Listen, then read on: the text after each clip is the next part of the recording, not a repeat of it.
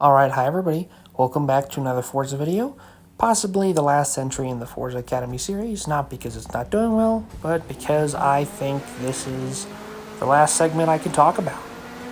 How to exploit the fact that this is actually a game and not real life racing, using that to your advantage.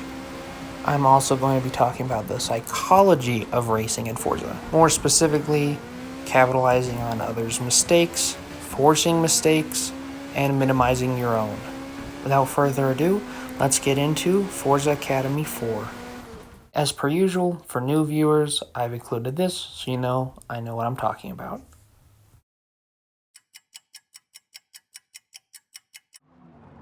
As you can see here, me and these guys are on the Japanese hill climb course on a timed race, getting really close to the end of the timer here, and just muscle memory, or like a sheep, this guy in the Porsche brakes. But all I have to do to get ahead is cover more distance than him. And because there's a great speed differential, I just go straight through him, cover a little bit more ground, and go from 5th to a podium.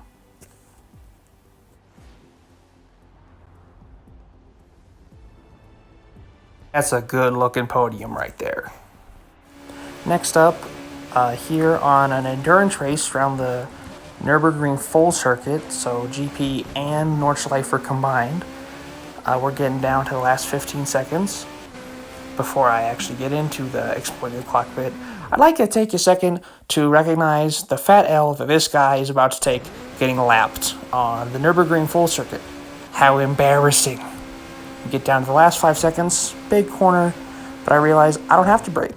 I can cover a little bit more distance, and despite my 0.37 mile penalty for some stupid traffic limit stuff, I still covered over 116 miles.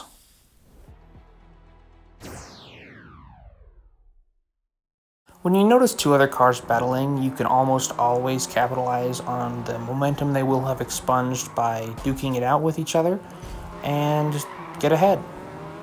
Even the best Forza players are better at some parts of circuits than others.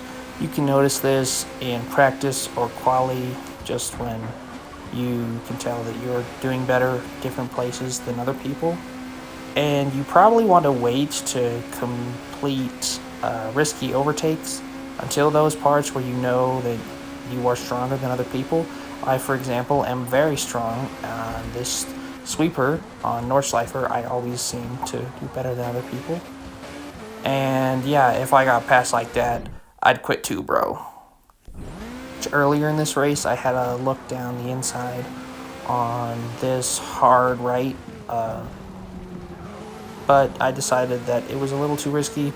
I have pulled off excellent passes there, as I've showed you guys in earlier videos, but I decided to wait until a little more traditional overtaking opportunity and just exploited this guy leaving the door open for me. And I went on to win this race comfortably. Now, obviously, things are not always going to go perfectly. I'm going to fail, spin, crash sometimes. That's just going to happen. Even 49.99 level players make mistakes or get unlucky when they're in combat with other drivers. But there are definitely better ways to recover than others. For example, I got spun here, but instantly switched to reverse and carried a little bit of momentum. Now, I talked about this in my how to avoid penalties video, but it not only makes other people's races better, it actually can be very advantageous to ghost through drivers, certainly more so than pushing someone off the road, ruining your lap, and getting a big penalty. This is probably the most advanced and complex element of racecraft, obviously in real life, and then it's still present in racing games a little bit, and as you're about to see, I'm not always the best at it.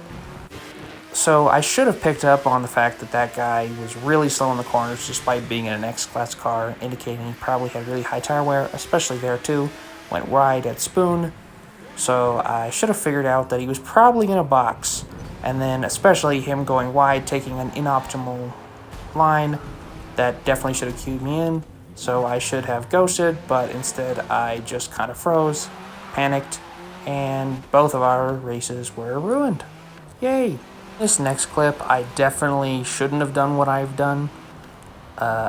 It's very possible that there was some earlier race history between these two, but it's kind of on this other black Porsche to realize that someone's behind him and is probably going to think ill of him, having just done that right in front of somebody else. So don't do something like that in front of a viewer. A lot of the time when trying to get past people in Forza, you don't actually have to overtake them. You can just pressure them into screwing up and letting you go about the optimum racing line and gaining a bunch of time on them.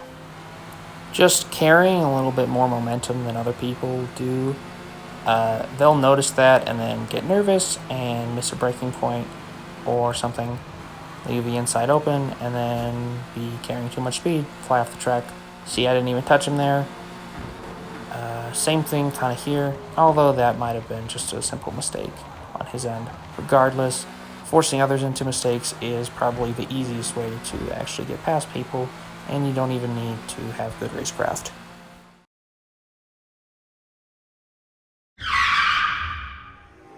I've got more stuff on the way. I'm going to do a review of the BMW X1M coming to you from France soon.